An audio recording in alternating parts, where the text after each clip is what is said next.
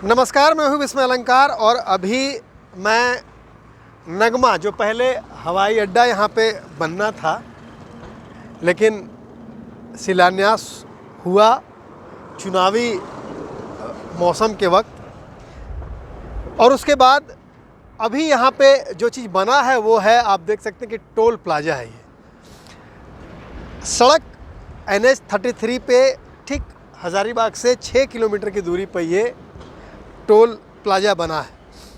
और नीचे जो आप लोग देख रहे हैं, इसमें से 5 लोग भूख हड़ताल पे हैं। लगातार यहाँ आंदोलन चल रहा है। अब ये लोग आंदोलन को और तेज करने में लगे हैं और अब आमरण अनशन पर बैठ गए हैं। 5 लोग हैं जो इस आमरण अनशन का आज ये दूसरा दिन है इनका। क्यों ये आमरण अनशन है, क्यों ये चल रहा है? सर, सबसे पहले हमारे हजारीबाग ज़िला के दुर्भाग्य की बात है कि एक ज़िला में 2 टोल टैक्स बना है, और यह जो नगमा स्थित टोल टैक्स बना है वह गैर संवैधानिक तरीक़ा से बना हुआ है। जब यहाँ पर टोल टैक्स बनने की बात हुआ था तो उसमें NHAI के पदाधिकारी लोग बोले थे कि यहाँ पर टोल टैक्स बनने के बाद यहाँ पर लोकल लोगों को रोज़गार मिलेगा और 25 से 30 किलोमीटर तक किसी तरह का वाहनों को टोल टैक्स नहीं लगेगा। लेकिन जैसे बन गया तो अपना मनमानी रवैया चालू कर दिए। नियम क्या है? बना तो सकता है, NHAI है। अब ये सड़क है, मान ली ये 33 है, इस पर टोल रहेगा। वो जो है वो NH2 पे टोल है, तो एक ज़िला में 2, तो अगर 2 NH गुजर रहा है तो 2 पे टोल क्यों नहीं हो सकता? तो सर ठीक है, ये मानते हैं। तो सबसे पहले बात, सरकार हमको इस चीज़ का जवाब दे कि बरही जो चौक है वो किस टोल टैक्स के अंतर्गत लिया जाएगा, NH2 या NH 33, वो भी क्लियरिफाई होना चाहिए। कहने मतलब है उसका भी डिस्टेंस होना चाहिए। किस आधार पे यहाँ पर टोल टैक्स बना है उसका क्राइटेरिया बतावे। आखिर कितने पुल बने हुए हैं, यहाँ से कोडरमा जाने के क्रम में कितने पुल बने हुए हैं। अभी तरीका अगर कहा जाए तो हवाई अड्डा से कम 3 किलोमीटर की दूरी पर टोल टैक्स बनना चाहिए था, लेकिन देखिए सटा करके बना दिया गया। नगर निगम से जो है 10 किलोमीटर की दूरी पर होना चाहिए था, 5 किलोमीटर पर दूरी हो गया है।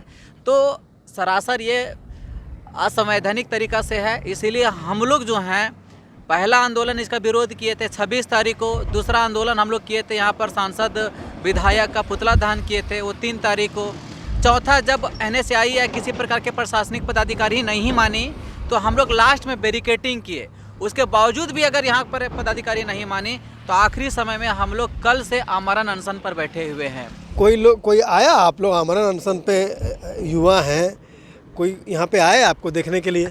सर, अभी तक कोई पदाधिकारी नहीं आए हैं। सिर्फ अभी कुछ देर पहले की बात करते हैं, हमारे हजारीबाग संसदीय क्षेत्र के सांसद जयंत सिन्हा जी भी आए और दुम हिला करके चले गए।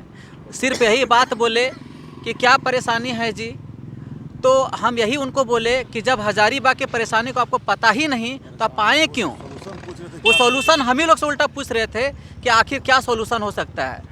तो मेरा कहने मतलब है कि वो हजारीबाग की समस्या को नहीं जानते हैं। इससे साफ जाहिर होता है कि यहाँ के क्षेत्र के बारे में, उनका सुख दुख के बारे में जानकारी किसी प्रकार को नहीं रखते हैं। सिर्फ उनका मकसद है किसी तरह जीत करके जाना और संसद भवन में शासन करना। तो यहाँ तो हर तरह के नेता पहुँचे, सर्वदलीय भी यहाँ पे सम्मेलन हुआ, लोग यहाँ पे आए। यहाँ पे नहीं थे सांसद महोदय, नहीं थे, अभी आए हैं और आप लोगों के पास तो आए, लेकिन कुछ कहा नहीं। उन्होंने कुछ नहीं, सिर्फ फ़ोटो खिंचाए। कुछ लोग पीछे से थे, वो बोले कि पीछे से इशारा कर दिए थे तो पीछे से फ़ोटो खींच लिए ताकि उन लोगों को लगे कि हम इनके अनशन के साथ में हैं। वो उल्टा ही सवाल पूछ रहे थे कि क्या परेशानी है, क्या आपके लिए हम कर सकते हैं।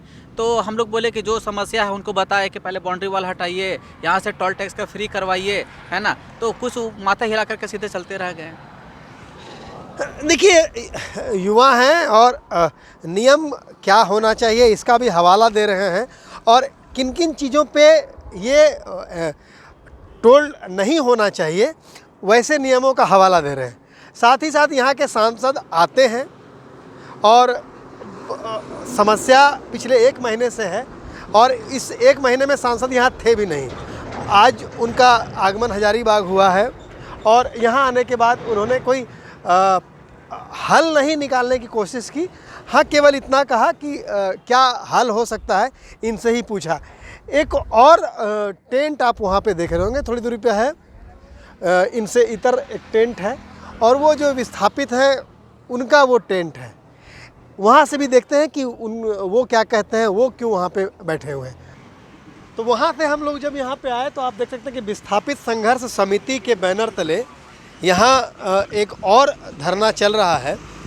और ये जो धरना दे रहे हैं इन्होंने PIL भी किया है, और PIL जो है वो अब लिस्टिंग भी इसकी हो गई है। क्या आपने क्या मामला है, क्या किया है? हम लोगों ने PIL किया है कि ये टोल प्लाजा यहाँ पर जो लगाया गया है वो नियम विरुद्ध है। नगर पालिका से 10 किलोमीटर के दूरी पर लगना चाहिए था, जो कि ये 3 किलोमीटर के अंदर में लग गई है। और एयरपोर्ट के 3 किलोमीटर दूरी में कहीं भी होने चाहिए, जो एयरपोर्ट के 0 पॉइंट पर है। इसलिए हम लोग रांची हाई कोर्ट में PIL किए हुए हैं कि इसमें सुनवाई होकर इस टोल प्लाजा को हटाया जाए।